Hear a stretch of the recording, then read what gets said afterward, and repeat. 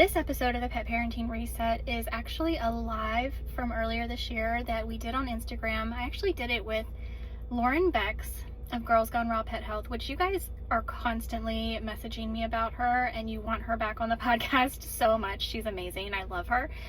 We also had Karen Dendy Smith on. So the reason that this didn't go live earlier this year is because this was actually for Lauren's channel, and she messaged me and was like, why isn't this on your feed? So it was an incredible conversation, and it's very timely for me because with Karen Dendy Smith, we were talking about like the role that animals play in our lives and a little bit of kind of when our animals pass away, and there was a lot going on. And because if you follow me on Instagram, you know that my cat Samantha, who I very affectionately have called Sissy her whole life, we just lost her.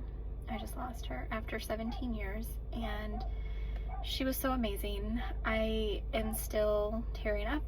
Just like I can feel the tears welling up in my eyes right now talking about it. But I figured, okay, now must be the time because I just lost Sissy, and it just feels like the right time to put this episode up on the feed. And it was an incredible conversation. I don't want to talk too much. We talk a lot in the episode. So here it is, Lauren Becks from Girls Gone Raw Pet Health and Karen Dendy Smith from the Animal Communication Collective. Of course, myself, Jessica, with the Pet Parenting Reset. And yeah, guys, I just want to mention really quickly before we dive in, I want to say thank you to Legacy Biome for sponsoring this week's podcast. If you know anything about Legacy Biome, or if you know anything about what I do as a pet health coach, FMT is an important part. It may not be the first thing we do, but it is an important part of what we do to maintain, to establish sometimes, and then often maintain a healthy gut microbiome. So stick around to the end. I'm going to tell you a little bit more about Legacy Biome. I definitely want you to check them out, legacybiome.com. But I will tell you a little bit more at the end of this podcast episode about Legacy. I'm just looking out for Jess. I've never done it with 3 people, so Yeah. Oops. I gotta get myself settled here. There we go. Darby. I let Darwin come in and join me today since he didn't get to meet you last time. He'll be mucking stuff up. He's the one with like 42 toes. Oh, he's so adorbs. Well, why don't you introduce yourself at least? We have quite a few people watching, at least, so while we're waiting for Jessica. Okay. People know Jessica. I've talked to her quite a bit, but give me a little bit of your background, or give our followers here, and all about you. Okay. Oh, it's so funny here watching him. Uh-oh. Well, it's really great to be here with you today, Lauren, and my name is Karen Dendy Smith. For those who don't know me, I'm an animal communicator, a soul level animal communicator, which is a very particular type of animal communication. I'm also a soul level intuitive coach and a Qigong and energy work instructor and healer through the Pangu Shenggong form. And I have a podcast with 2 of my colleagues, Meredith Tollison and Julie Heert, called the Animal Communication Podcast, where we talk about all the animal communication things that we've heard from the animals and share our wisdom and their wisdom and answer questions.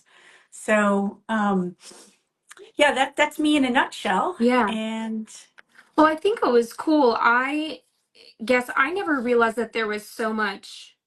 Do you want to call it school or background training and stuff? Like, I feel like my impression of animal communicators was like you're either born with it or you're not. Yeah. And it was cool to hear that you discovered that you had this connection and this ability and pursued all that outside training, which is really, I mean, not that you need validity, but I feel like it helps. It helps and to kind of hone your craft too. Yeah.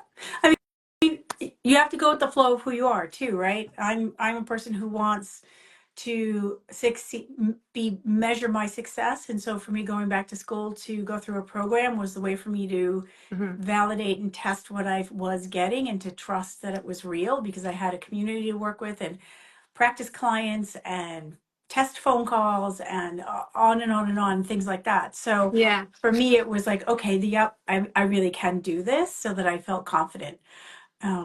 and I like yeah, that we all can do this, actually. We all can do this. It's whether you want to, like I always say, do you want to learn to do 100 sit-ups takes practice.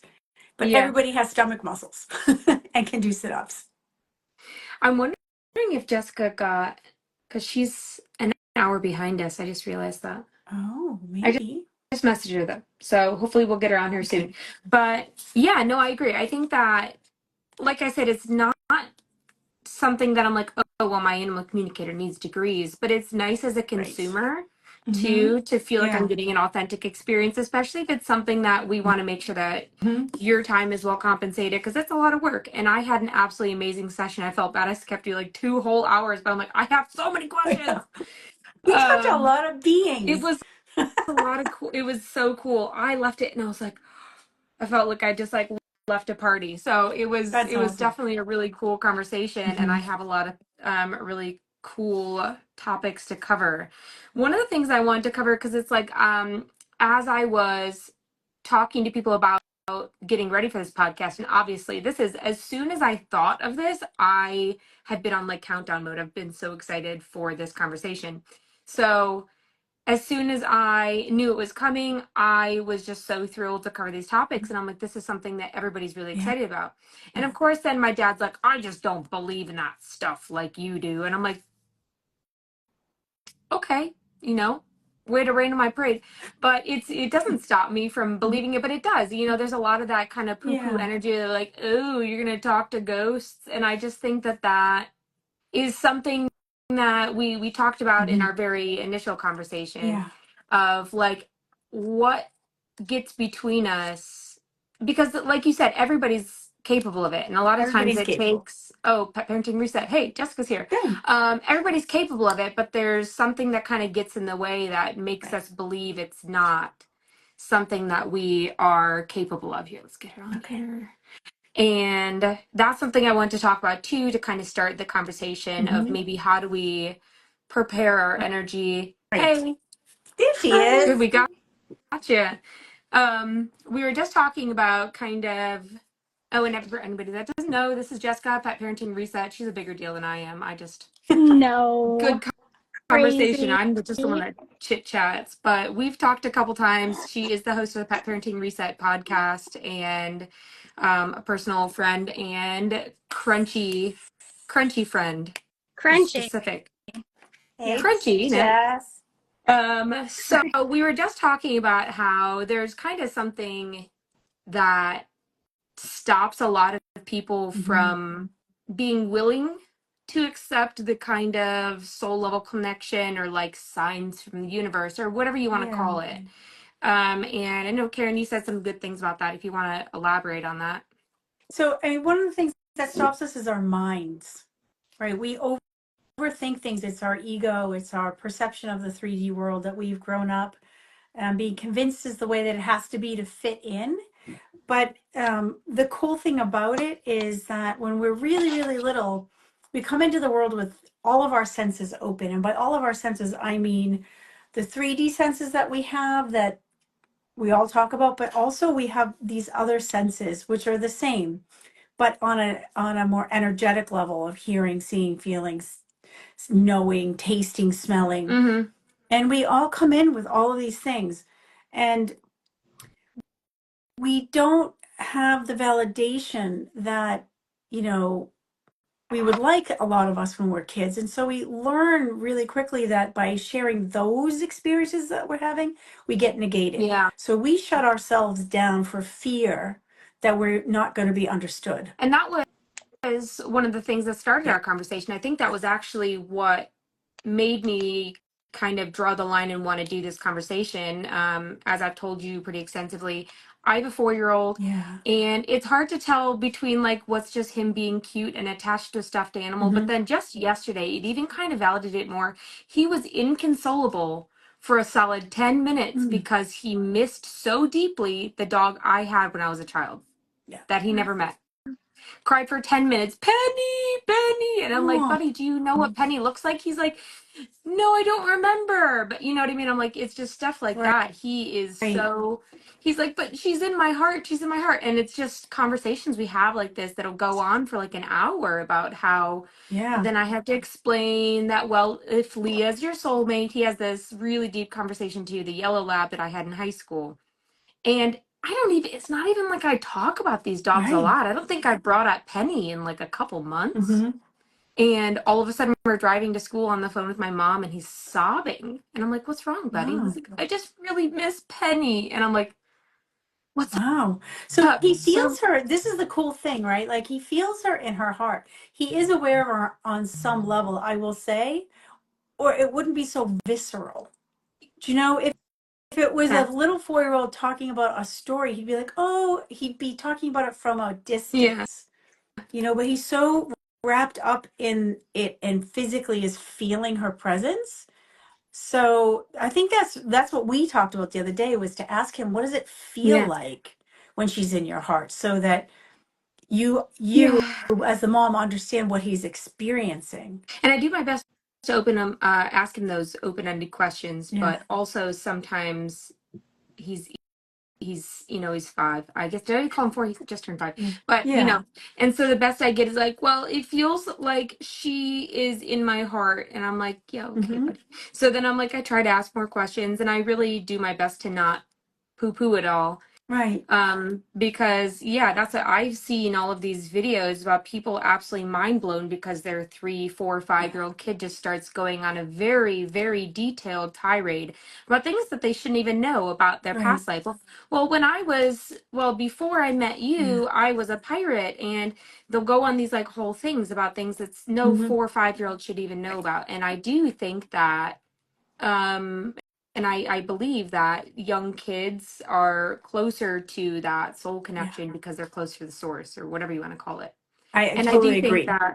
that ego, like you said, is kind of that defensive armor that we build around ourselves to protect ourselves from whatever it is, Yeah. and I think that that's what stops a lot of us from believing in religion or heaven or whatever, because like, Mm-hmm. well, you don't want to get your hopes up maybe, or whatever it is for you Right. individually. And it's like, or you don't want to look like an idiot by being like, my Yeah. dog visited me in my sleep, and everyone's like, no, you just had a weird dream, and I just think that Yeah. it's cool to No, it's a surround really hard ourselves. thing to explain because, um, I don't know how many of the people watching or will watch later have had experiences as kids.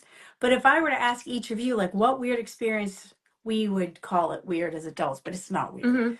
Hmm. What experience did you have as a kid that you couldn't explain, but was not just you seeing a picture and thinking about someone? Like for me, I had a few things that would happen. I could see like lights around people, Yeah. auras around people, and I would put my hands on the wall in the middle of the night and make like light hands on the wall, so I could, because I was bored, Sometimes, yeah. and I would play with my light hands on the wall before I'd go to sleep. And then I would literally lift my energy up out of my body and rock myself to sleep to Astral projection soothe or myself. So something. like it's almost semi-astral projecting. Like I Yeah. would lift myself up out and feel my own energy, and I'd spin it back and forth till I would fall asleep. Huh.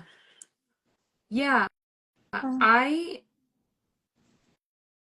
I'm trying to think back. That's pretty cool. I feel like I just always was like super ultra connected to my yeah. dogs. It was always Yep. just my dogs. Hmm. But that's cool, and it's something that I've always believed in. What about you, Jessica? Have you had any? Can you hear me okay? Yeah. Okay. Yep. Good.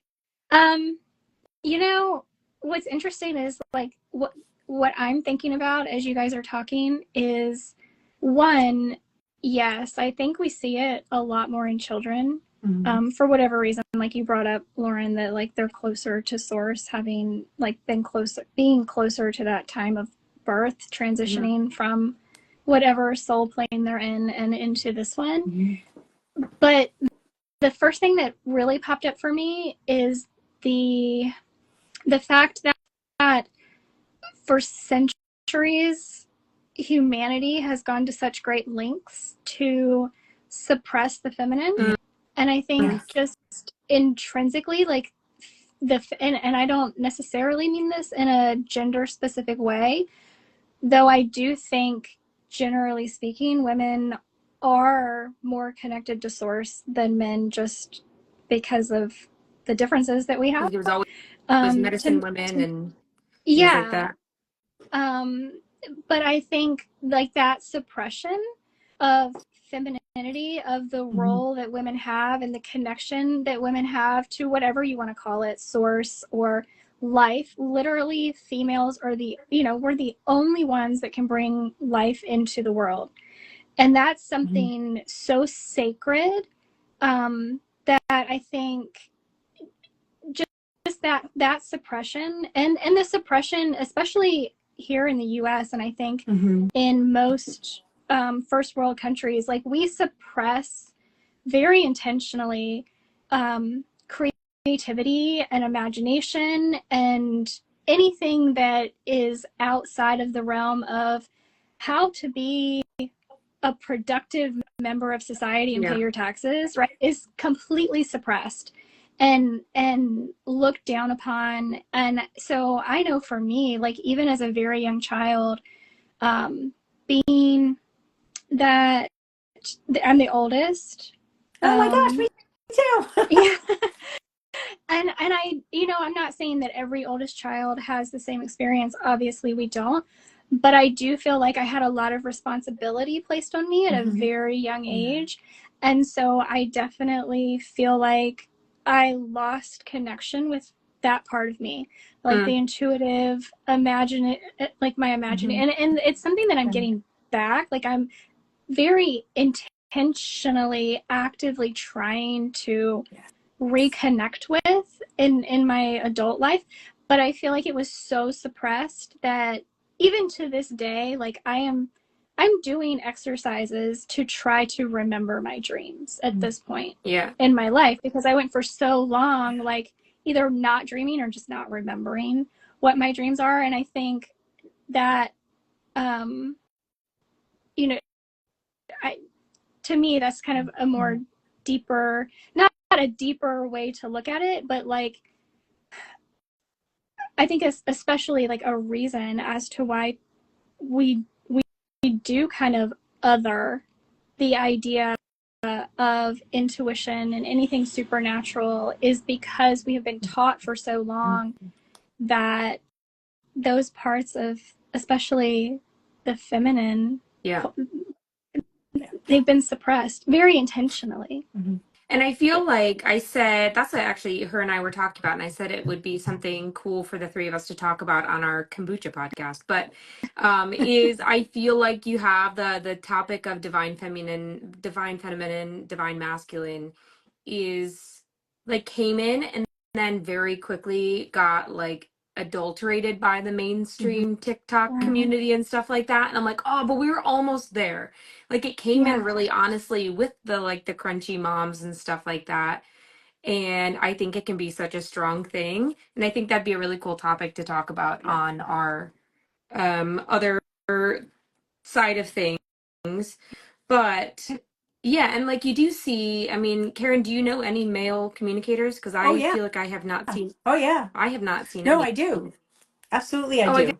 guess you're the guy that you trained with, right? Well, animal communicators is different than energy masters or Yes, that's true. qigong masters, or well, although my teacher Paul Fraser and our teacher Master Owen Way is an animal communicator. Actually, he communicates with everything. He would say he communicates freely with great nature, and great nature encompasses the planet, the plants, the animals. And he has had full on conversations with swarms of bees and asked them to leave the property when people are coming, and they do. And he's asked the deer to stop eating his plants, and they do. And he's asked the snakes to please don't show yourself on my property when there are visitors because you'll scare them, and they don't.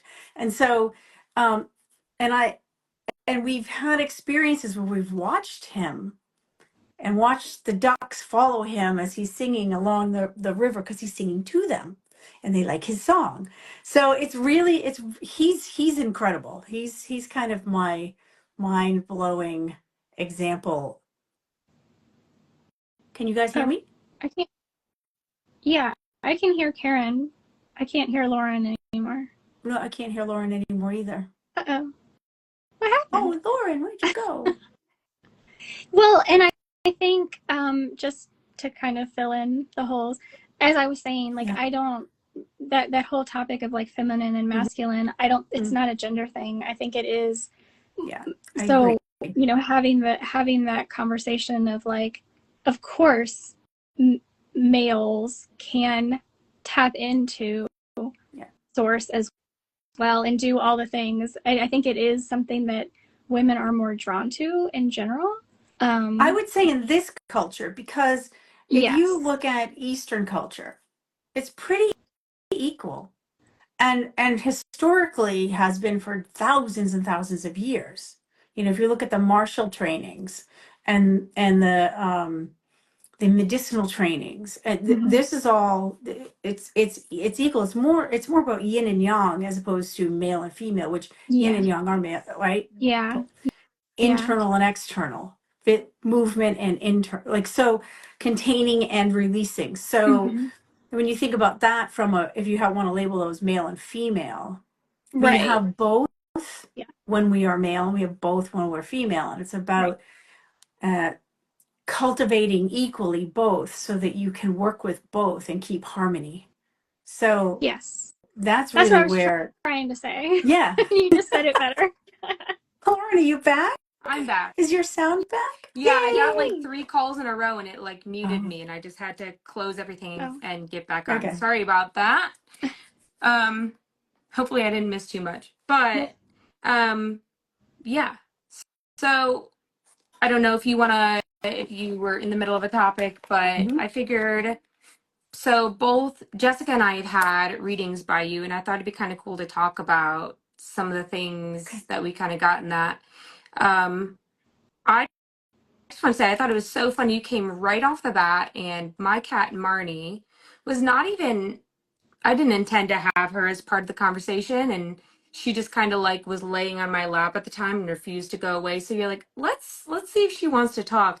And like right off the bat, you pretty much like nailed her. And I was like, not saying anything, not saying anything. You're like, seeing like with the eyes, I'm having some pain. She's very like got tight boundaries. And I was like, and I just thought that was so funny. I feel like, what did she say? Something about relegating distance and wanting to kind of gain power by staying up at a higher part. And so Marnie is my blind cat, and she has a history of kind of sensitivity. She's like the cat that I'm like, you know what, it's just better if you decide, or it's just better if you just leave her alone, right? And I feel bad because she's like, as soon as somebody walks in the door, she will be the first one there to greet them. But then if you touch her the wrong way, she's like, hey, you shit, and she'll like bite you. And I'm always like trying to explain to people, I'm like, I know, like they're like, well, she wants attention. And I feel like that conversation we had about her, I was like, because your big thing was like no judgment language, like don't call her a jerk, don't say she's like, because a lot of people would be like, oh yeah, she's kind of a bitch, and I'm like, she's not, She has her reasons, and this is the thing that I've learned so clearly from the animals. Every action, every reaction, every behavior, there's a reason behind it. There's no premeditated malice or negativity planning going on in their heads the way that we have in our heads. So if she's overstimulated or somebody's energy is too strong for her, which is what we talked about, is she'll come up to check everyone out and wants to be in your field and be around you, but we immediately, all of our energy goes, hey, and it's like a dagger at her because she's so sensitive, because her sight is off. So her radars are so strong that she over sensitizes the, hey, you're so cute, and it's like almost too much static coming at her, which is why she has to say enough. So yeah, it's really interesting how we humanize, in not a good way, our animals' behaviors. Yeah, I feel like it's almost like, the dog people coming in at the cats. And I feel like cats get a bad rap because of that. Yeah. Because they have a lot of boundaries. I have a couple cats. Like Darwin does not know a boundary from, you know what I mean? He has no sense of space. But cats, I feel like, get a bad rap because of that. Mm-hmm. And I know that we all are crazy cat Yeah. ladies here, but I get a lot of people that I'm like, oh, what kind of pets do you have? And they're like, we have a blue heeler, we have a cattle dog. Yeah.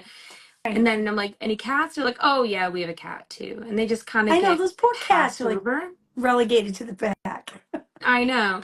And I'm like, well, tell me about your Mhm. cat. Well, he's just kind of picky. He's just kind of this and that. And I think that they get a bad rap because of that. They I can tend to be private. I saw a meme the other day that was about like dating advice, but it was like, if a man doesn't like cats, that's the biggest red flag ever because he doesn't know how to respect boundaries. Brandon, if you're watching this, I'm just kidding. Well, and here's the thing. It's about reading subtlety. With cats, it's about understanding subtlety.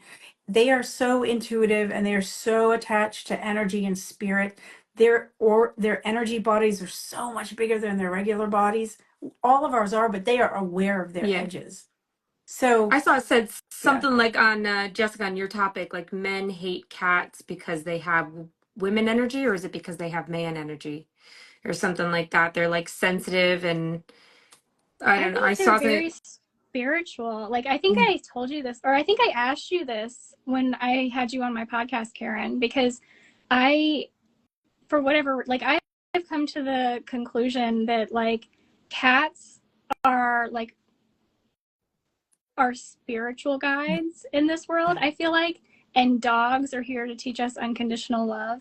And like that's just in my mind, that's what I believe. And I just that's been my would actually say you're on the right path, but I would say that all animals, if they're in your presence and connected to you in any way, are teaching you something about what unconditional love actually means, right? Because there isn't judgment, and so they operate from what we would call this place of, my teacher Paul Frazier will be so proud of me using the word Poe spirit, which is kind of our essential spirit, where we are so very much in tune with the now and what moving with the flow of life. So if you're in real presence and you're holding space fairly and equally and without judgment, then you're really operating from a place of unconditional love. Because no matter what comes at you, whatever somebody does, no matter what they say, if you're in presence with sensing them and not judging them, then you're holding space for them and you're in unconditional love. And so all animals operate from that vibration. Yeah. They do it in different ways though. God, I feel like I could go on a tangent about that. Like, why are humans so averse to unconditional love? Is it just the ego that we've built up over time? And then why are animals not capable of developing ego? They don't come in with that piece of the spirit. They don't carry that as baggage the way that we do.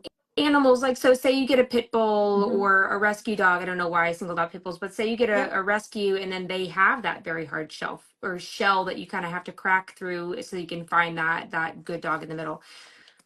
Would you consider that like an ego, or is that just kind of like a trauma? Because I feel That's like a trauma. yeah. Because it's not necessarily ego in the way we think of ego. Ego is more, I don't want to botch this, we're riffing people. Yeah. Ego is, I'm strategizing how to operate and manipulate myself in this world so that this doesn't happen to me, or so that you can't do X to me, or so that I can get ahead about Y. And for an animal, if from our perspective, right, if we get abused when we're kids, it's a terrible topic, but right, we're talking about rescue animals, so we're talking about abuse on some level. From a human perspective, if we get abused, we start to change our perception of the world, and no matter what you say to me, no matter how nice you are to me, I don't believe you, and I carry this with me as part of my identity. So it's really different for an animal who may have had a trauma or abuse in their life, and the energy of it has affected them. But they also are in a place where if you repeatedly show me and you bring love and energy to me, I will heal and I will let that go, and I will not carry it as baggage. that's why we see some animals, a lot of the ones from rescue who are, you know, people have the patience to bring out of their shell. You're like, geez, you'd never know that what they went through 3 years ago. Look Yeah. at him, you know, he's so happy, and he's so happy because he's not resentful of the past. They don't carry Yeah. resentment the way that we do in our egos. I guess maybe that's a good way to say it. Yeah. It's a tough one because I don't know, I specifically love the dogs that are just like, I don't know why. Like, is this like a Mhm. savior complex on my side? But Yeah. I love the dogs like Sunshine that are so shut down Oh, and and afraid of their own Sunshine. parts, because I feel like I have like a Hmm. patience for that Yep. versus the dogs that are like more reactive and Yep. stuff like that. I'm just kind of like, I don't know here. This is like a different, and some people are so good at that and don't have the Yeah. patience for like mill moms and Right. the really shut down, really submissive dogs. Right. Like Right. I can work wonders on a submissive dog, but you give me a reactive dog and I'm like, you gotta take it back. Like I'm like, I can't help you here. Right. I'm kind of reactive too. And Well, there you go. That's probably why you and reactive dog, what they do is they trigger in you the stuff that's making you reactive. mm, They mirroring you, where because you're more of a reactive person and you want to bring out the soft one. It's kind of a nice. It's like yin and yang. yeah. Interesting. The opposites attract Yeah. kind of thing. Yeah. Yeah. That's interesting. And I do think that, I mean, for any of us that have, I guess, and if anybody's watching that feels like they have a type in rescue, let me know what it is. And if you think that it has any Yeah. correlation to your personality, because I do see myself, I'm like, if it's not injured or if it's not terrified, I don't want it. You know what I mean? And then every now and then they'll be like, oh, sweet little sweet angel beagle. And I'll get this beagle and it's like an absolute nightmare. And I'm like, ooh, you're not meshing. Because yeah, Sunshine was like my Mhm. 22nd foster or something like that. Well, I miss it we so much. talked about Sunshine, right? And Mhm. and how Sunshine came to you. Yeah. And yeah, the whole thing I'm just trying to work on. I just keep thinking about patience with her. Because Yeah. what did she say? She said, I'm just slow or something like that. And I'm like, Yeah. I oh, need I to go at know, my little own buddy. pace. Everything is at her pace Oh, and right. She was talking everything is about very slow. eating and wanting to eat really slowly and not be bothered when she Yeah. was eating, right? So that's what I'm thinking about, like giving her a separate Mhm. section off or something. Cause I'm like thinking about that. Like she eats like a Hoover, you know what I mean? Like just, but I think that's the result of coming out of that Yeah. hoarding situation. I think that if she didn't slurp her food down, and as soon as if she's getting Mhm. into something, the trash, the cat poop, your food, whatever it is, you look at her, she just eats faster. The And because I think panic. she's never like 3 years later, you'd think that she'd feel safe. Never taken food away from that dog except for, well, I yell at her when she's eating my son's dinner that I just made, but I think that's pretty valid. Um, would Poor she is Sunshine. she saying that she wants to be able to eat slow? You know what I mean? Yeah, she doesn't want to have to guard herself while she's eating. Yeah, because she's like this big, and she's smaller than my cats. Honestly, Right. she's not that. She's normal, but she's smaller than the cats, and even like the cats will try to come get her food, and Mhm. so now Right. I'm So like, can you see why she's like, I want to eat at my pace yeah, without, yeah. Would she be okay if you like put her in a crate to let her eat in there so she's just like doesn't have maybe. to Yeah, have I'm that like thinking about putting her like in my room so that she Hmm. can take her time. I'm mm, just afraid that she'll like Hmm. poop in my room while she's out. I know, because usually like they're both old, and Scarlet, if you don't let her out like immediately, as long as that Yeah. last bite goes in her mouth, she's peeing. And so I'm like, everybody Mhm. immediately goes outside. Sunshine wanders her way down to Wilder's room and poops on his cute little rugs. Um, no, she'd probably be fine. But that's what I have, a elevated bowl, kind of one of those like pedestal bowls for cats. Yep. That we're gonna try with her. I've just been kind of propping it up on a Tupperware because that's what she said. She wanted the bowl to be raised because her neck was hurting, Yep. and she wants to eat slow. Yep. Yeah. And I thought that was cool too, that the soul level connection, because I was like, and another thing that really wanted me to get here, and we'll kind of get more into the like soulmates. I don't Yeah. feel like in the, at least in the way that we would think of, I don't can you have multiple soulmates? Oh, I don't know. I yeah. feel like when we think about it, you Hmm. think you can only have one. So I was like, well, she can't No. be my soulmate because I think Belle was my soulmate, and I feel very strong about that. Right. And Belle was, yeah, it was almost exactly a year to the date. I didn't know at the time that Belle would pass away. And I had seen a picture of Sunshine. I had that annoying beagle, God bless her, foster at the time. And my rescue that I was working with had posted, and this was only, I just started fostering, like maybe a month before. And they had pulled 10 dogs from a case in Scioto County by us, out of a house of 30. And I saw a picture of this greasy little dog in the back. Like, I think I barely even saw a profile of her. And I was like, who's that black one? You know what I mean? Like, there was something that was like laser beamed to her. And I was like, I had like a 2-year-old at the time and was living at my parents' house. And, you know, starting a small business is not big money. So I was at the absolute most uncomfortable place to adopt a dog, which is why I was fostering, let alone a senior dog with known health issues. Right. And I just had this like laser beam connection that as soon I had to get that dog. And I like just like couldn't wait to go visit her, and she crawled in my lap right away, and she was so grubby and scabby and greasy. And then I was like, I need this dog. So I like moved all sorts of stuff around, got her as a foster, and immediately was like, oh my God, I'm so obsessed with her. She's the most perfect baby angel. And then I ended up adopting her. I was looking at photo stamps or timestamps on photos. I adopted her like exactly a year and 1 day before my chocolate lab, who I believe is my soulmate, or at least, you know, passed away. And I don't think that I could have made it through that if I hadn't had that time to develop that bond with Sunshine. Because Belle was my like, she was my rock, you know. And we had a lot of really cool conversations about Belle, and I am not going to cry this time. But I just think it's cool because then you think like, well, she can't be my soulmate because my soulmate was still alive. And so I thought that would be kind of something we can talk about a little bit. So do we What want do we call it? Like the string theory or something like that. And I love the like diagram that you told me, kind of a little Venn diagram of.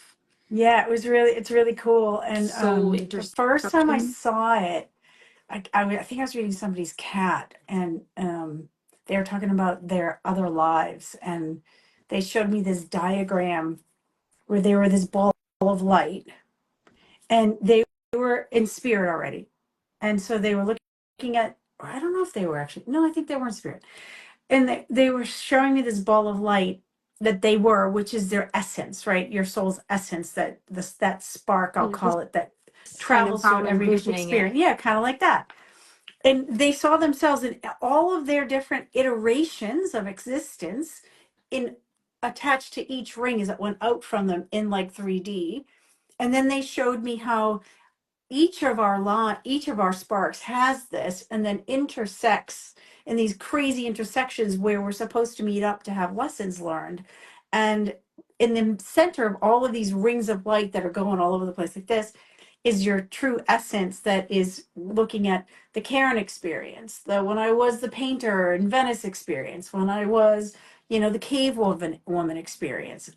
And when we go back to what they say, wholeness, it's like they can see and understand. We all actually can see and understand like our fullness of And our for experiences. our people that are watching here, we're kind of talking about like cycles of Right. reincarnation. So you have, I'll bring up my little rough drawing Yes, here. please. But you know, That's a like good little drawing. your soul basically is your Yeah. spirit. Yeah. And then these are kind of the levels of reincarnation, and eventually you intersect with those other Right. And there's souls as they are in their hundreds and lives. hundreds of those intersecting like that in like space.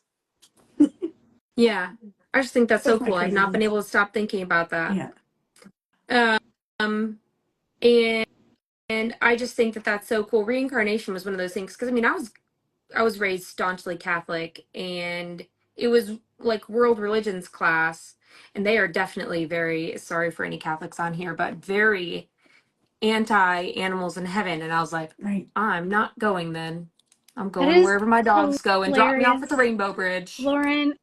I was bounced back and forth between Pentecostal and Baptist churches when I was younger. And that is one of my core memories, is talking to one of my like Bible study teachers when I was like, I had to have been like 8 years old.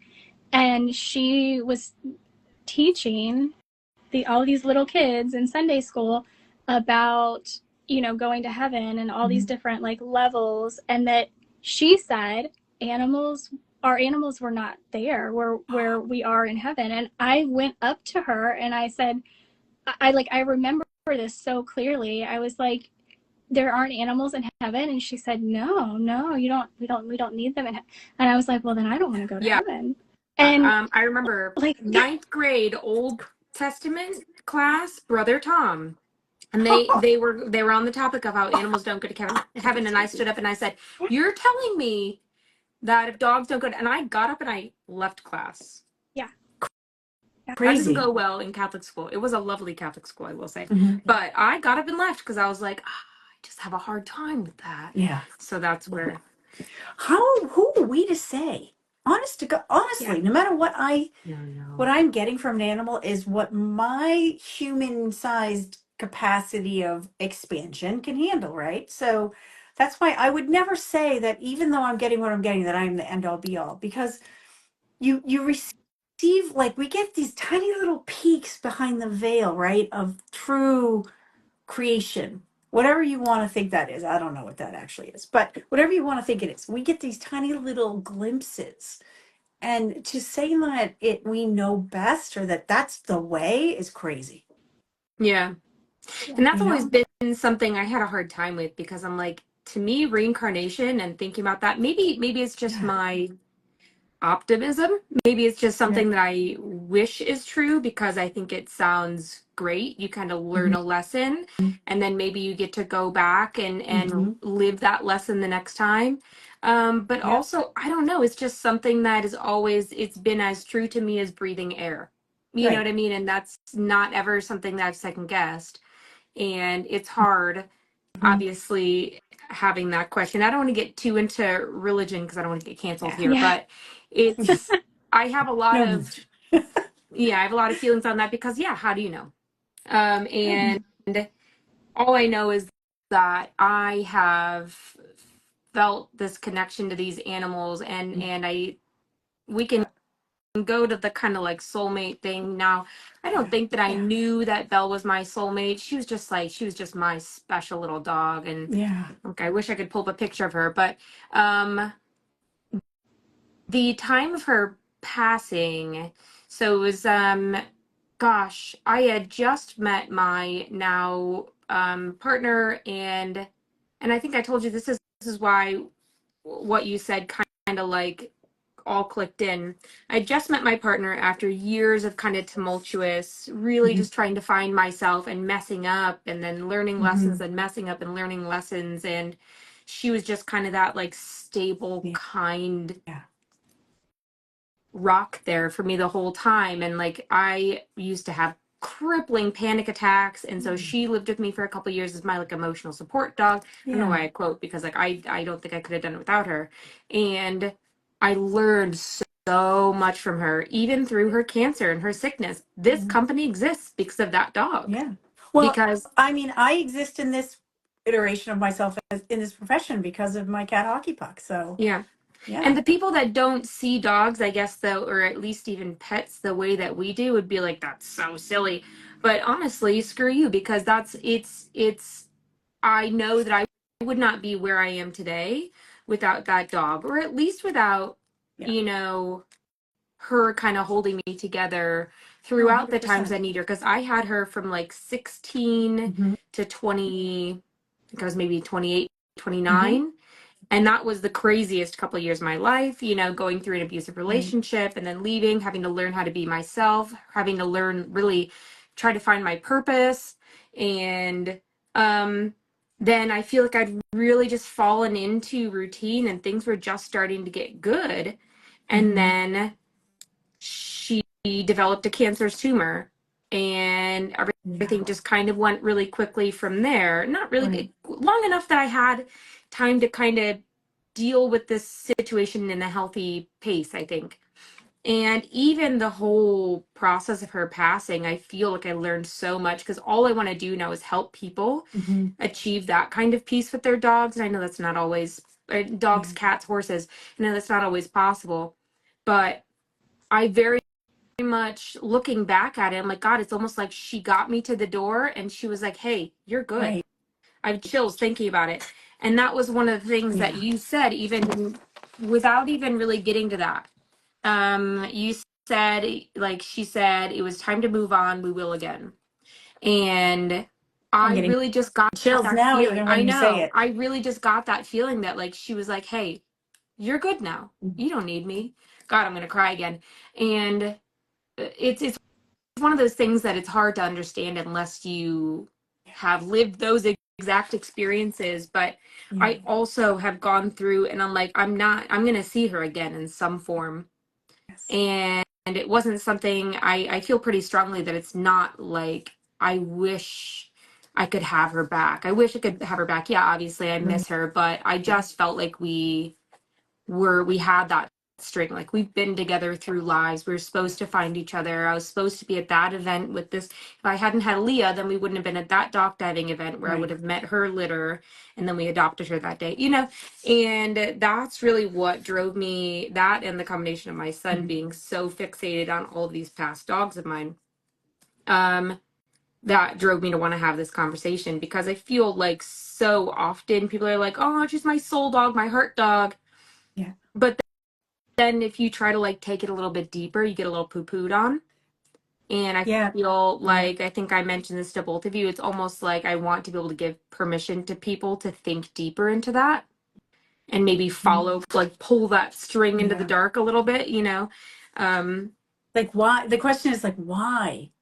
Why is this particular animal your soul baby or your heart baby or your guiding light? There's a real reason there. So, and what they're doing for you, you need, whatever kind of behavior they're taking on, so that you have to take care of yourself better or be more conscious or feel more loved Yeah. or feel more seen. There's something that they're doing for you that you desperately need, and that you're syncing up at the perfect time so that you can also evolve and grow. Yeah. And I think that for anybody that's on here, for anybody that listens to this, if you feel like you have an animal that you had or currently have that kind of connection with, take a second to think about what lessons have you learned from that animal? What coincidences have there been, if there have been any? Because I know for me, there was a lot. And one of the first things you said to me was, there are no coincidences. Right. And I really believe that. And I don't want to go too deep in it because it's not my story to tell, but even my brother-in-law had passed away from a sarcoma in his leg. And then his dog, who was very much his like twin flame, as far as I've heard, passed away from a very similar cancer also in her leg. And I'm like, that's not coincidence. No, And I don't think it's it's a not. bad thing. I don't think it's I think a lot of times we get stuck in the suck of the transition. Yep. But if you think about it, it's I think it's not that bad, especially if you think about like that was just the end of this lesson. Now we move on to the next chapter, kind of things like that. And that's why I like trying to help people work through passing of pets. And to me, it's not a depressing conversation. Nobody seems to want to talk about it. But I think that there's a lot of beauty in it too, especially if you can take the time to think about what lessons you've learned from that animal and what they've done for you through your life. And I know it's like a real deep, but I think it is. Then I when don't you're think honoring them, right, with thanking them for embodying and aligning with you so that you guys could have these experiences in this particular moment. So yeah, of course we're sad because we're here and they're not anymore, right? There's this division that happens because they exist now on a plane that we don't have full access to while we're here. So we do miss them, and that is really sad. And there's no getting around that, no matter how much you know, whether you can speak to them, feel them, see their auras, even though they're not in a body, you're still missing the 3D experience. And that, having that grief is just part of this actual learning of being in the 3D, is to have that grief experience as well. But you can honor them at the same time, which is what you're saying. And that helps with the grief. It helps with why was time for them to let go or become free again, or because they never say I'm dying to me. Honestly, they've never used those words. Yeah, like you said, it was time to go. Yeah, time It to was go. time to move on. Um, and Jessica, I was going to say, feel free to butt in. I feel like we just, Yeah, I you've could had go on some and talk about this experiences forever. too, Jess. So I do. Well, I find that comforting. The idea that it's not like gone forever, right? That in some capacity we each helped each other. And I think so when Karen, you did a reading for me for my cat Romeo, who was alive at the time and he has since passed. And there were so many things from that session that have stuck with me. The one thing, and I don't think I've told you this, at the time, you said something about his back leg bothering him, and I completely dismissed it because I'm like, he's fine. There's nothing wrong with him. And a few months later, it is when he broke his leg, and that's when I found out he had osteosarcoma. And so that was like, not in me over that here moment when I scanning my notes. Yeah, when I found that, when I took him to get the X-ray, which by the way was not an easy thing to do.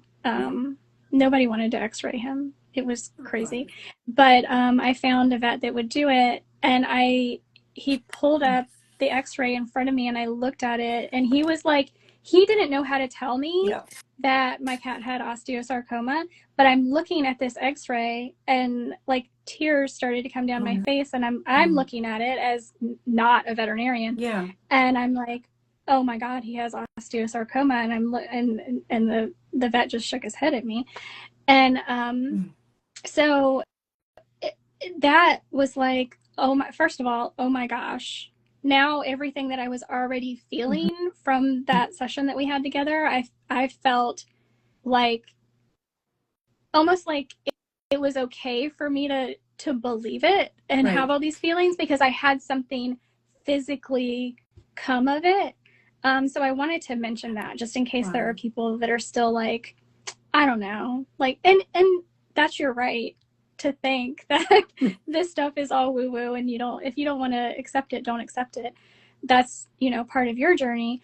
But the thing that stuck with me more than anything was how you described him, because you told me that his soul was so big that it couldn't fit inside of his body, and the cat body in the 3D. And so the way you saw him was like this giant soul being almost dragged along by this tiny little cat body. And that to me was like an epiphany. Like that was him in a nutshell. Like I couldn't pinpoint that before the conversation we had, but he was always like larger than life. If that made And it's funny you say that, because I remember, it's funny when I'm reading, I don't remember what I say afterward, because it's not me. I'm telling you what I'm being told. But I do remember you saying, yeah, he may not want to talk to you because he can be difficult. And I thought, and he did make me wait. When we first connected, I had to sit back and wait and actually kind of give him some respect. And that's when he got really big. And I thought, oh, maybe the people who've tried to connect with him haven't sat back and seen all of him. And he didn't want to speak to you if you weren't seeing all of him. It was really an interesting experience. I do remember that when I sat back and all of a sudden I was like, whoa, he's really big. I remember saying that to you. Yeah. Yes, because everybody that I had tried to get to connect with him prior to you, he physically would like walk around the room and spray during like while other people were trying to connect with him. He did not like it at all. Oh my goodness. But he didn't do that with you. So, and I was on edge, honestly, because I'm like watching him the whole time as we're as you're connecting with him, and I'm like, oh my gosh, is he gonna, because he was kind of like, he was walking around the room for probably a good 15-20 minutes of the start of the session before he settled down. And I was like, oh man, is he gonna spray? That's Yeah, funny. he was bringing me through the paces, making sure that I was on point with letting him tell me, as opposed to me trying to tell him. Yeah, yeah. Yeah.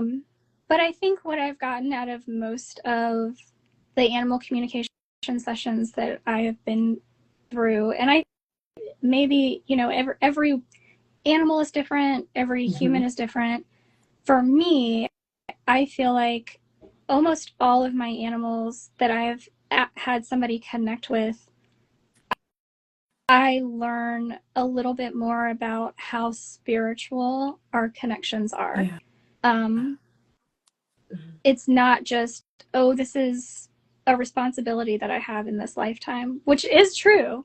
Like, don't get me wrong, it's a responsibility to have a pet, but just that they are so spiritual. And I even have one cat that I actually had another animal communicator connect with, and I feel like my job in this life was to give her space, because my understanding is that, like, her, in this lifetime, her role, she has been going out into other dimensions and doing work in other dimensions. And so it has been my job and my responsibility to keep her safe on this plane while she is out doing all of this work that she needs to be doing. Which may sound totally very can believe crazy to that. people. Sure. That's amazing. What's this cat's name? Samantha. I call her Sissy. Sissy. Yeah. Sissy Samantha. That's awesome. Yes. Yeah. But then you and your podcast hosts also recently connected in with my dog Claire that passed many years ago. Oh, yes. And even though that was really, really quick, that was like a 5-minute thing that was for the podcast, I was just blown away by how accurate everybody was. Like, nobody knew anything. I didn't even know going into the podcast which animal I was going to ask to connect with. And during that quick 5 minutes, it was like the fact that she was red, the fact that she was a Pomeranian, like all of these things came up. And I'm like, you couldn't have known, none of the three of you could have known any of that. And Claire Bear, right? I think I remember hearing her say, I'm Claire Bear. Yes. I called her Claire Bear. Yeah. Yes. That's how I felt about with Belle. Was it right off the bat? Like, I mean, it was the first thing, you took some time to try to kind of connect with her. And then, like, right off the bat, you just said, I'm so proud of you. And I sobbing, because it's one of those things that I kind of say to myself as an affirmation as I go through this career. And connect with people that I wish I would have known previously, but I spread the information and stuff that I've learned about her, and I kind of grown as a person. I kind of tell myself, I'm like, I really feel like she'd be proud of me. And I feel in my heart that she'd be proud of me, which is, like I said, if you don't have that deep connection to dogs, that might sound silly, but I really feel like she'd be proud of me. So you said that, and I wanted to throw up because I was like, my God, that's the best thing you could have said. And then, just the description of her as like a mother energy was just, that's right. I mean, everything like that. And that was just really cool. Yeah, that was a really cool conversation. And I loved feeling that. So it was kind of like everything I think I wanted to hear about this dog that was so special to me, and that I want to vomit every time I look at pictures of her because I miss those soft ears so much.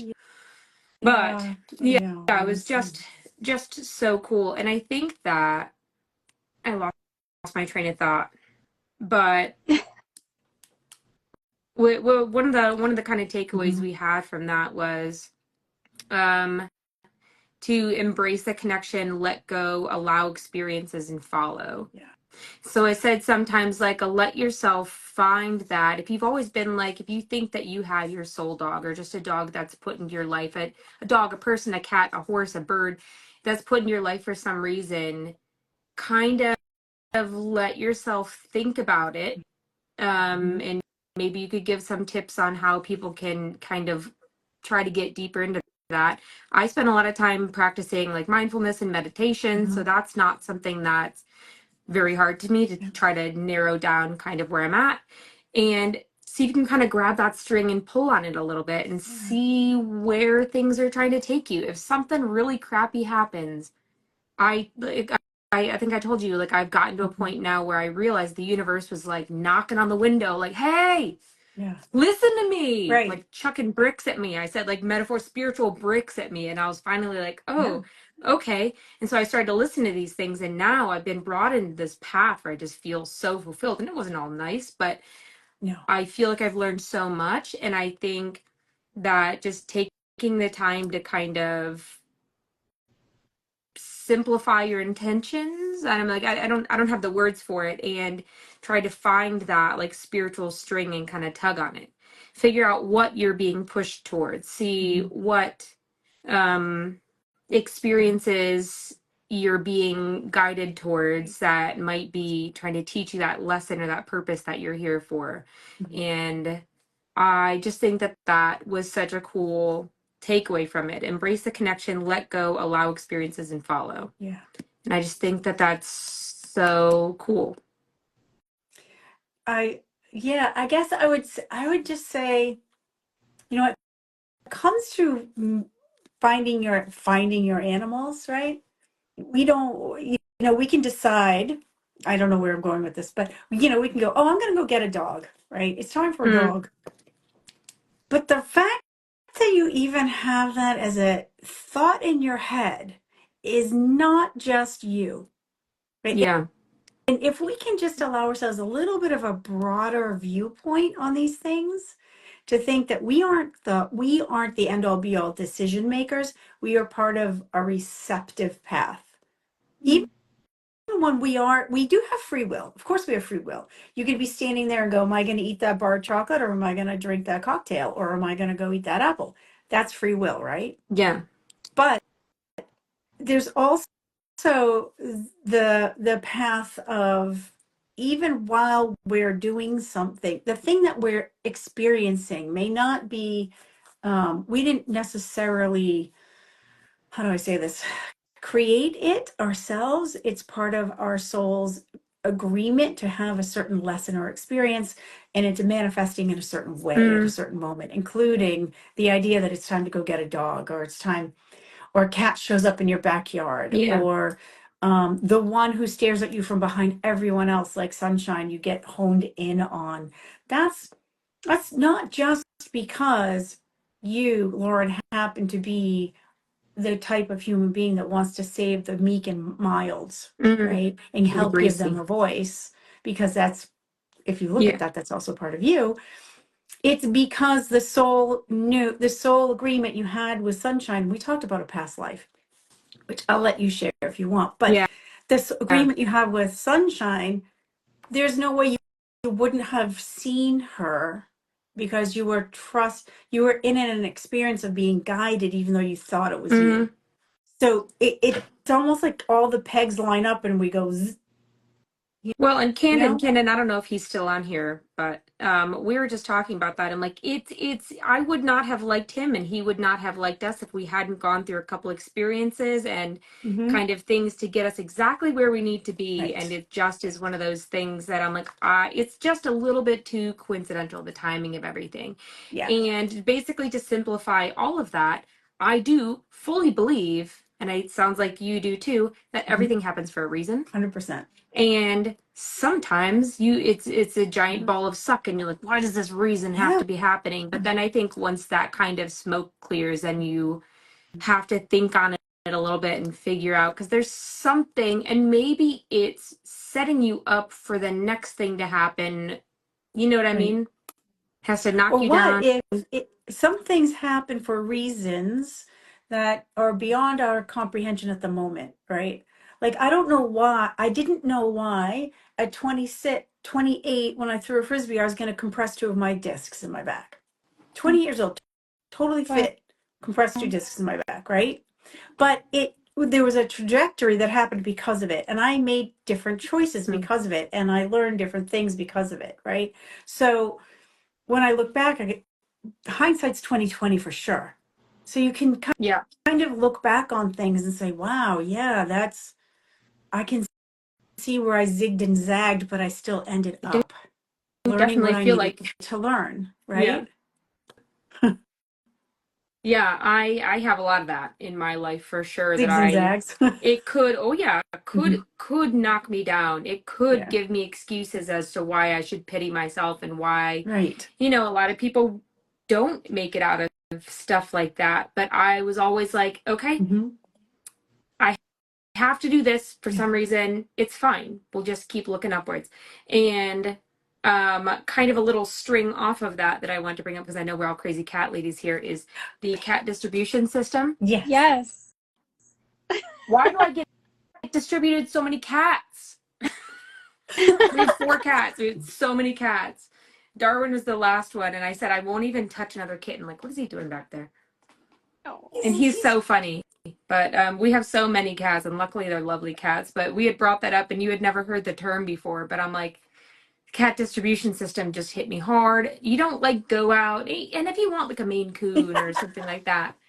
But most people, you're like, oh, this is Fluffy. I found her under a downspout minus 3 of her legs, and now she's a sweet princess baby. And that's kind of how Darwin was.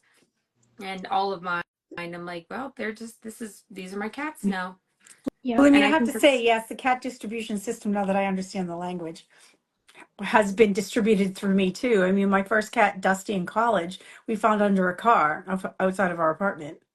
And then she reincarnated and came back to me as Hockey Puck, which we found in the middle of a divided highway in the middle of the night, tied to dreams that I was having from about finding her, then turned into him. So, it's really, they find you when they're supposed to. And then Note and Dia, the ones I have now, which you guys probably see on Instagram, Hockey Puck is the one that guided me to them. So there's definitely a distribution system going on. Yeah. Well, and I know we're already over an hour, but just to kind of tie up this whole idea of spirituality, I think, like, for me, and animal communication has been a part of this, but if I am definitely going through a tower moment in my life right now, and I don't think that,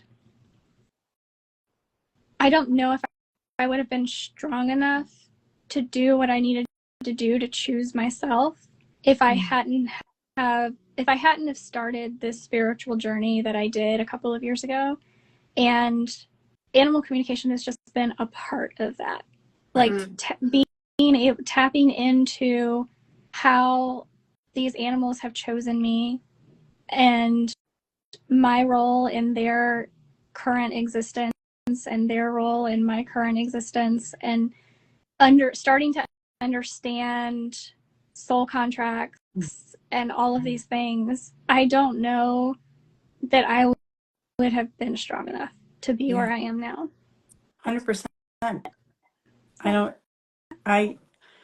I know what you're talking about, and lots of love to you. And you're so strong, you're so strong. And our animals really do support us in our spiritual journeys. That's one of the amazing gifts when we take in animals and we really see them as partners. They really elevate our spirits, and help us see ourselves in the best light. We start to see pieces of ourselves that they know are there. That's why they love us unconditionally, because they see our essence and they help us see our own essences, and our own strengths. Because we want to do it for them, right? Initially. Yeah. And then we do it for ourselves. You see, like animals as spirit guides through so many different cultures around the world, and same with like the concept of reincarnation, same with like twin flame or string theory. You see so many different iterations of that in so many cultures around the world, and I'm like, you can't make that up.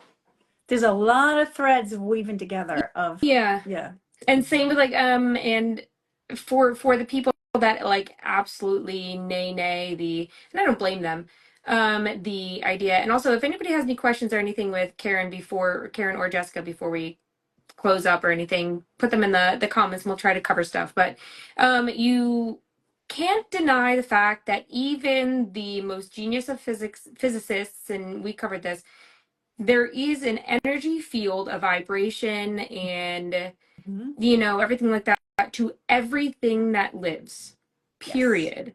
And that's, if you want to deny a psychic connection and or reincarnation, like I understand that, but you can't deny the energy in all of us, and the fact that many animals and people and things throughout the world have the ability to pick up on that. So I don't think it's that much of a stretch to say that certain people are closer to that. And you and I were talking about like the telepathy tapes.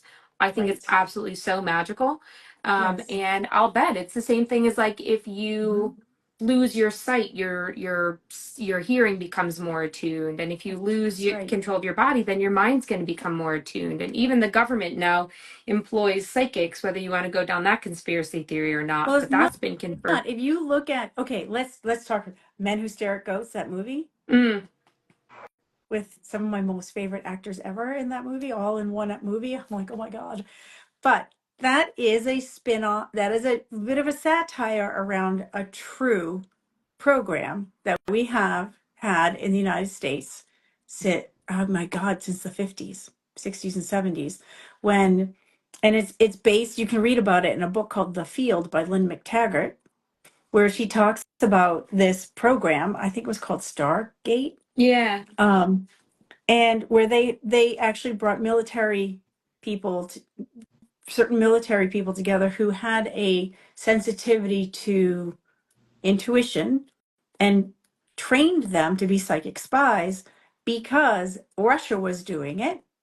And we needed to be able to train our military men to see remote view where bombs were being stored and things were being done and people were being held hostage. They also were working on psychic warfare, where you could actually focus in on someone else's heart and actually target energy into their heart and try to assassinate them psychically.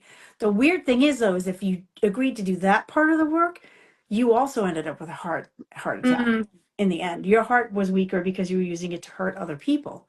But this goes back for thousands and thousands of years to something called Thousand Mile Eyes, which comes out of Chinese philosophy. So, and practice in martial arts. So yeah, it's real. Psychic warfare and psychic remote viewing is a real thing, and it is part of the government, and it always has been. And she writes about it in her book.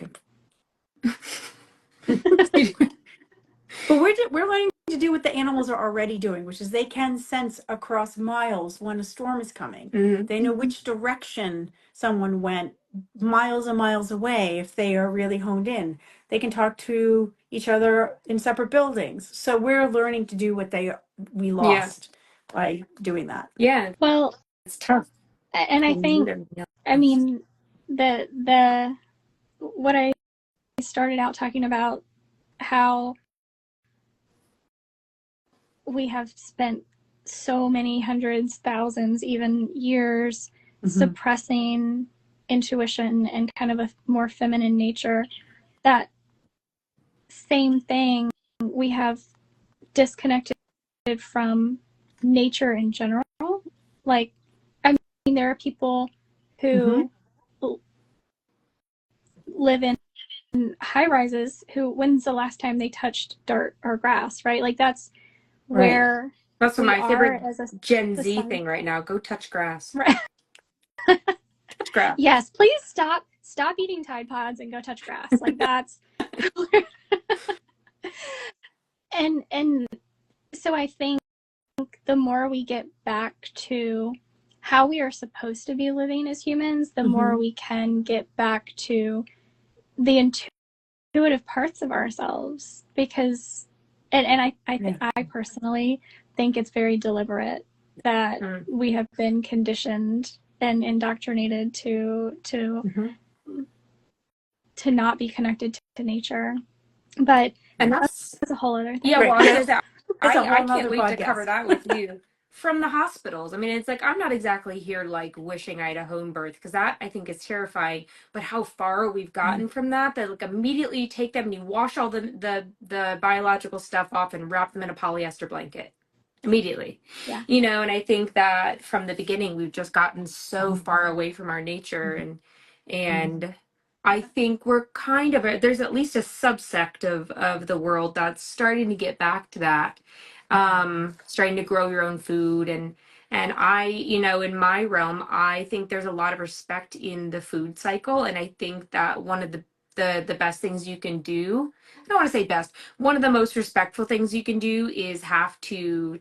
This sounds really brutal, but take the life that you're consuming. Like I think that there's a lot of honor behind hunting. I used to hate it. I used to think I'm like, what are you just gonna stalk an animal down in its home? I think that the process of stalking and going through the process of taking the lives like Native Americans would, but they would like say thank you for your sacrifice and using the whole animal. I think there's so much honor in that because that's really getting us back to our root biological cycle. And I just think that's kind of a cool thing. That's a whole other thing that I think would be really cool to talk to Karen about, because I know I have heard a lot of more spiritual people, and especially animal communicators, say that they can't eat meat anymore once they connect to animals in this way. And I agree with you, Lauren, that granted, I'm not an animal communicator, but I completely agree with like, no, I am not okay with hunting for sport, but like that we have lost that connection to how we sustain ourselves as human beings, and like that's a very natural thing. We are supposed to be eating both plants and meat, and like it's part of the natural life cycle. So I mean, we don't need to talk about that right now, but that would be a really cool thing to talk to you about, that Karen. really well. The movie Yes, that's Avatar. a whole nother topic. We'll wait for another day on that one. I think the movie Avatar is like covers that so well. I'm like, yep, everything's interconnected. By in that, you know, in that movie, obviously it's like a sci-fi thing, but there is an interconnected cycle. And I have a heavy biology and ecology thing, and that is one part of that collapse and everything starts to get a little wonky. You know what I mean? Like if you miss one screw out of your car, something's going to be a little wonky. And I think that we've just disrupted that ecological cycle and we're kind of in the way of getting back to that right now. And I think it's a cool kind of process. We are done. We should probably start to close up, but is there anything else we want to cover? Anything else we want to do before we go? I guess I would just say for my part at the end of this is take a breath with, if you're not doing it already, take a breath with your animal family members and look into their eyes directly and just share appreciation for their efforts to accommodate living in our world. Because left to their druthers, right? Left to their way of being, their most natural way of being, and granted, yes, is it safer for cats? Sure. Do dogs like sleeping under blankets? Yes. But besides those comforts, they literally are constantly trying to figure out how to communicate with us because they are living in our world and we have absolutely made them feel that way. So, and we have invited them into our construct, which means we are absolutely in control of everything. And remember how gracious they are in allowing us to be in control of when they go for walks, when they get to relieve their bladders, what they get to eat, when they get to sleep, when they get to be in our presence, when they are too overstimulated. They have literally agreed to be in our worlds, in that case, domesticate for us. So to have some gratefulness for them and just to say thank you and try to see things through their eyes once in a while, just watch what happens. It really does shift the energy and focus between us in a way you will see them differently. And I think kind of on that topic too, that's what I love to tell people to remember. Yeah. Thank you, Nazli, for saying that, for that reminder. Yeah.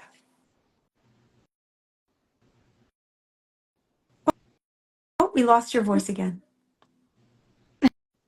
We lost her voice again. She must have. No. You must have gotten a call again. Yeah, Like she got disrupted. Because we get to talk more now.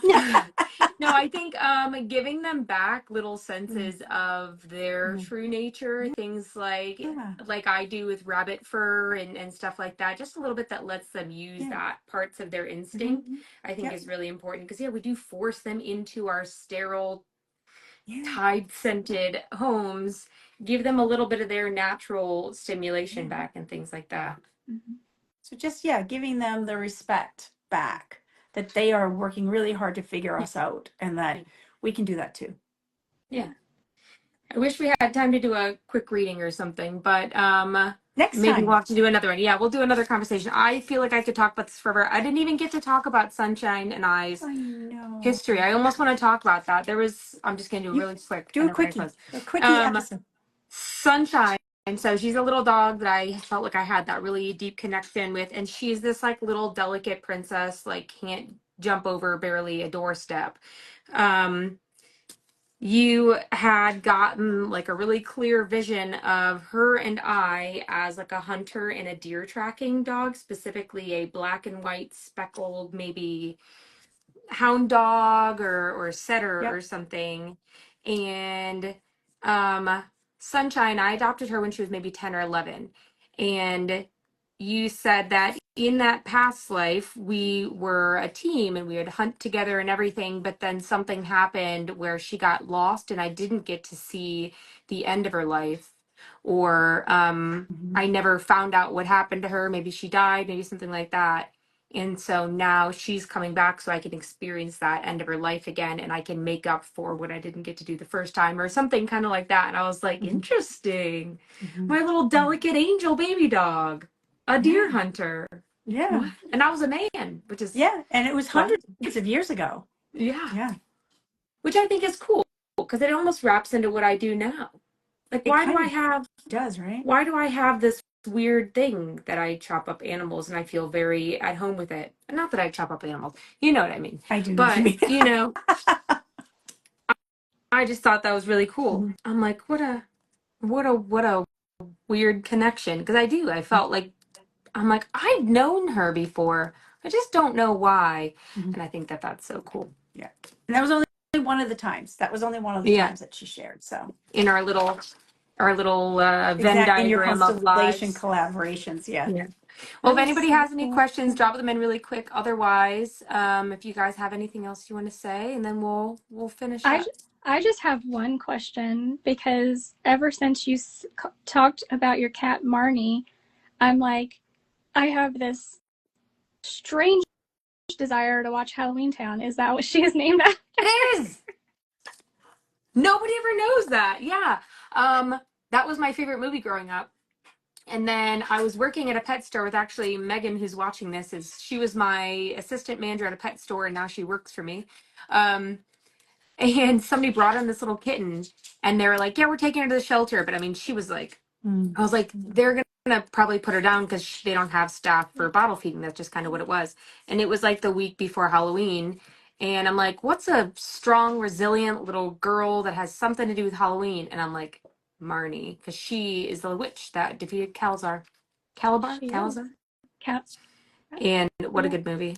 I think it's Calabar. I think it's That's so cool. Revenge or something. I haven't seen it in a couple of years, but now I want to watch it. I watch it every October. It's a good one. That's good. Yeah. So that's what she's named after, and she's a spicy little. Her eyes are like stuck up. She's Siamese something. I need to do some. I keep meaning to do like an intro of my cat. Somebody asked me on a previous Instagram. They're like, introduce all your cats, and I was like, there's too many of them, and they're all running from me. I actually hear her screaming at me outside the door. But I'll have to do an intro of all of the menaces in my life, including Darwin, who's chewing on something over here. But thank you guys so much for hopping on with me. I've been so excited about this, and we might have to do a volume 2. Absolutely. Sometime. And put questions, and then we'll know what volume 2 should be about. Yeah. Yes. Absolutely. If you guys have any topics you want to talk about on the next one, anything that you maybe thought was woo-woo before and you want us to cover with no judgment and absolutely believing in you, let us know. Because yeah, that was, you wanted me to talk to Nancy Windhart, and I found her thing, and she has some little webinars, so I'm going to go take that, and then we'll have to talk after that. Awesome. So all right, well, thank you, everybody. We will be saving this, and so you can watch it again if you want to watch back, and we will talk again soon. Thank Bye, guys. you. Bye. Oh, okay, so that was an emotional episode. I know, I was there. And I hope that it meant something to you. I hope that it hit you somewhere in your soul, like it did me, like it did Lauren, like I'm sure it does Karen. I don't know how Karen does what she does, honestly, but Lauren and I are both just in awe of her and what she does, and I highly recommend her for anyone that just needs a little bit of help. So as promised, Legacy Biome is a sponsor for this week's podcast, and I have used FMT capsules in the past, and I know I have recommended FMT to many of my clients. And Legacy is different in that their donor dogs are different. So they have enteric coated capsules, so they're designed to get through the upper GI system into the lower GI system where they're going to be most effective. And the donor dogs, they are coming out with cat, by the way. If they haven't already, they are very, very soon. I saw it on the website just a couple of weeks ago. It said pre-order. It's coming. So the donor dogs are incredibly healthy for multiple generations, low tox, no antibiotics, all the things. Like, these are really incredibly healthy dogs.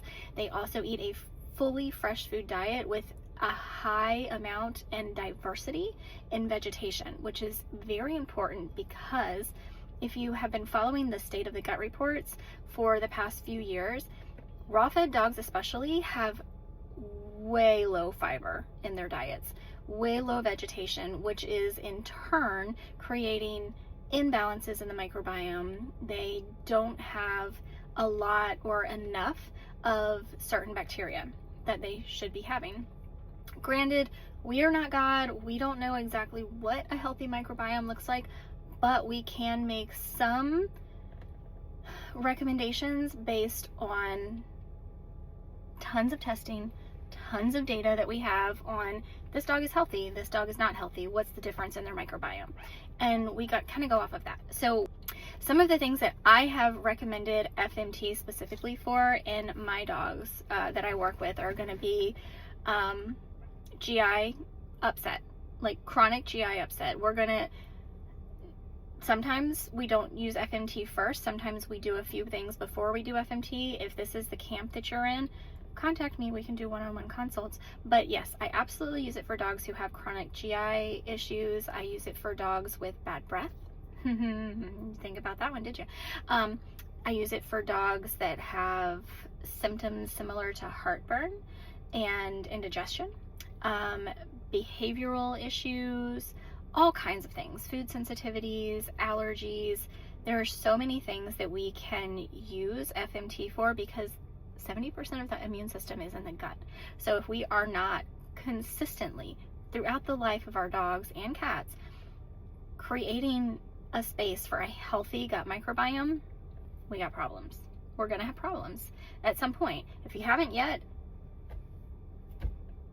praise whoever you praise. Thank the universe. Thank Mother Gaia. Like, that's amazing. At some point we probably will. So FMT is a big part of the routine that I use for different things in dogs that I work with. So yeah, try Legacy Biome if you are interested in it. If you have questions about it, let me know. But if you're interested in it, go ahead to go to legacybiome.com, use the code TPPR.